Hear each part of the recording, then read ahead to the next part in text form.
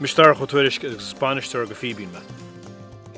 Bunny an cólacht a rávílegus a trí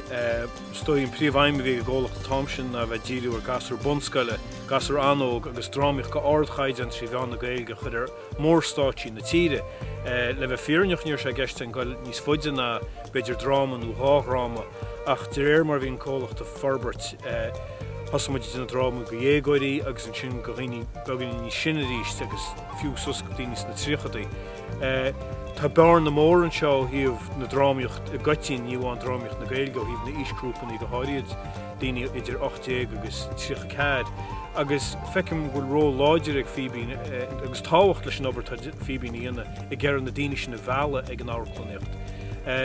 Freisin stoi bhfuil áú mór takeí ón stíl drámiocht hosamúid le bhí go leor poped agus bheal chuáin bhí go leor poped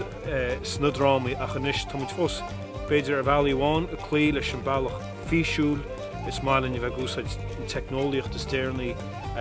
chun stoi eisperais le a chud fáil go bhaoine óga atá teachta ag áirclaíocht. Agus go háiríad snámatá na níis cé go rionscoidintain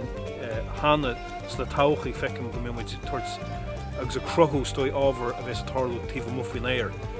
Tá dúchlan héin leis sin cínte, mai a gúmuid íothar na héireann ach is spirálinn dúchlan agus tá cheappa go binne churins borfaoin an gálacht agus an olbhín sin atá againn chun stoi an chaid an na seáir bhaintteach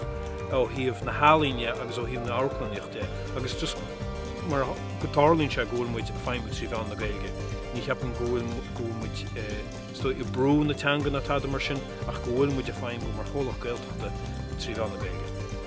Is cólach mu a hosa stoi díú ar pobl áitiúil a rávílegus a trí ach leanmuid amachchan sin réir chéile mar chanig muid gur éile bháin gan obair bhí muid a crothú. Bhí deisinaí againn agus go éidirlín agus bhí an tálín go éidirlín go leor campúirt in idirnáisiúnta dhéanana agus grada mo bhaintteach agus amnúchan a bhaintteach ag na level is hairde ó híomh drámiocht na héireann agus tá muid Tharbh bródú lei sin agus tásúlainn go gcuinemuid lei sin sna tauchaí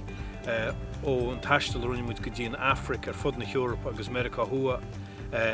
tásúlainn go mémuid an chur lei sin sna tauchaí agus go mémuid le feiceáil ag an scór bliain eile.